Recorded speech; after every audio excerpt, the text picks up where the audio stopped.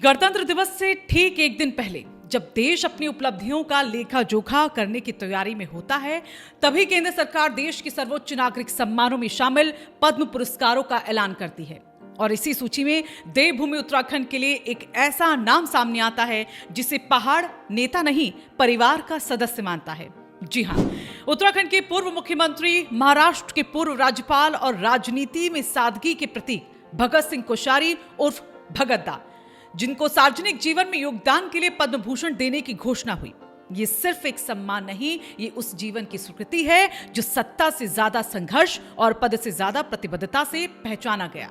गृह मंत्रालय की ओर से जारी 131 विभूतियों की सूची में भगत सिंह कोश्यारी का नाम पब्लिक अफेयर्स यानी सार्वजनिक जीवन के क्षेत्र में उनके योगदान के लिए शामिल किया गया है। उत्तराखंड की राजनीति में भगत दास सिर्फ एक नाम नहीं बल्कि विश्वास की पहचान है। 17 जून 1942 उत्तराखंड के बागेश्वर जिले का छोटा सा गांव पलाना धुरा, यही जन्म हुआ उस बच्चे का जिसे आगे चलकर देश ने भगत सिंह कोश्यारी के नाम से जाना। पिता गोपाल सिंह कोश्यारी किसान थे, मां मोतिमा देवी गृहिणी। परिवार की आजीविका खेती पर निर्भर थी। आर्थिक तंगी थी लेकिन संस्कार समृद्ध थे। यही कारण है कि भगत दा की राजनीति में भी सादगी कभी पीछे नहीं छूटी। प्राथमिक शिक्षा मेहरगढ़ से जूनियर हाई स्कूल के लिए हर दिन 8 किलोमीटर पैदल सफर कर शामा जाना, हाई स्कूल कपकोट से इंटरमीडिएट पिथौरागढ़ से, और फिर आर्थिक चुनौतियों को मात देते हुए अल्मोड़ा महाविद्यालय से बीए और एमए। यही वो दौर था जब किताबों के साथ साथ समाज को समझने की दृष्टि विकसित हो रही थी। 1964 उत्तर प्रदेश के एटा जिले में राजा रामपुर इंटर कॉलेज में प्रवक्ता के रूप में उनकी नियुक्ति हुई और कुछ समय बाद मन पहाड़ों की ओर खिंच गया। वापसी पिथौरागढ़ और यहीं से फिर शुरू हुआ उनका सामाजिक और राजनीतिक सफर। 1966 में भगत सिंह कोश्यारी का संपर्क राष्ट्रीय स्वयंसेवक संघ से हुआ। ये संपर्क आगे चलकर जीवन की दिशा बन गया। वो संघ के प्रचारक रहे, संगठन के लिए जमीन पर काम किया और अनुशासन की जीवन का हिस्सा बना लिया। 1975 जब उन्होंने साप्ताहिक अखबार पर्वत पीयूष का संपादन किया और प्रकाशन शुरू किया। ये सिर्फ अखबार नहीं था, ये पहाड़ की आवाज थी। जन समस्याएं, नीतियों की आलोचना और सत्ता से सवाल बिल्कुल बेबाक अंदाज में। 1975 देश में आपातकाल, भगत दा भी जेल गए। 3 जुलाई 1975 से 23 मार्च 1977 तक अल्मोड़ा और फतेहगढ़ जेल में बंद रहे, लेकिन जेल की दीवारें भी उनके हौसले को कैद नहीं कर पाई। वो साथियों के लिए प्रेरणा बने रहे। अलग राज्य की मांग और पहाड़ का स्वाभिमान।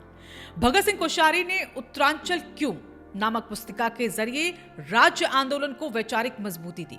यही कारण है कि उत्तराखंड की राजनीति में उन्हें आंदोलनकारी नेता भी माना जाता है।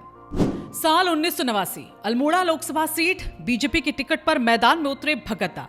सामने थे कांग्रेस के दिग्गज हरीश रावत और उत्तराखंड क्रांति दल के प्रखर नेता काशी सिंह एरी। 3 तरफा मुकाबला पर नतीजे चौंकाने वाले। भगत दा को मिले सिर्फ 9% वोट और तीसरा स्थान। ये हार इतनी गहरी थी कि उन्होंने संसदीय राजनीति से अघोषित संन्यास ले लिया। 1991 में उन्होंने खुद टिकट की दौड़ से नाम वापस ले लिया, लेकिन वक्त हर संघर्ष को उसका उत्तर देता है। 25 साल बाद 2014 में मोदी लहर में भगत सिंह कोश्यारी नैनीताल उधम सिंह नगर से लोकसभा पहुंचे। 72 साल की उम्र में सांसद का सपना पूरा हुआ। वो संसद के दोनों सदनों राज्यसभा और लोकसभा का अनुभव रखने वाले चुनिंदा नेताओं में शामिल हुए। 2001 से 2002 उत्तराखंड के मुख्यमंत्री और फिर 5 सितंबर 2019 महाराष्ट्र के राज्यपाल। महाराष्ट्र में उनका कार्यकाल कई राजनीतिक घटनाक्रमों के कारण खूब चर्चा में रहा, लेकिन उन्होंने हमेशा कहा संविधान सर्वोपरि है। राजनीति के शिखर पर पहुंचकर भी भगत दा की पसंद वही रही, सादा भोजन, खिचड़ी। यही वजह है कि उत्तराखंड उन्हें प्यार से भगत दा कहता है। और अब एक ऐसा फैसला जो राजनीति से कहीं ऊपर है, नेत्रदान, अंगदान और पूर्ण देहदान का संकल्प। अयोध्या में प्राण प्रतिष्ठा के 2 साल पूरे होने पर दधीची देहदान समिति के माध्यम से ये संकल्प पंजीकृत किया गया।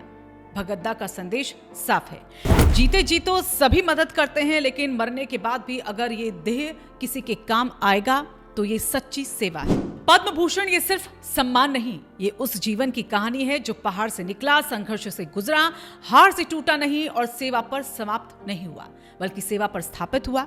अगर आपको भगत सिंह कोश्यारी उर्फ भगत दा का ये संघर्ष, ये सादगी और ये सेवा भाव प्रेरित करता है तो इस वीडियो को आप लाइक कीजिए। उत्तराखंड और देश की ऐसी ही गंभीर जमीनी और प्रेरणादायक खबरों को और लोगों तक पहुंचाने के लिए इसे शेयर भी जरूर कीजिएगा। और हाँ, नीचे कमेंट पे बताइए क्या आज भी राजनीति में ऐसे नेताओं की जरूरत है। और अगर आप चाहते हैं देवभूमि उत्तराखंड के ऐसे ही गहराई से जुड़ी खबरें और कहानियां आप तक पहुंचे तो आप रायशुमारी को सब्सक्राइब करें।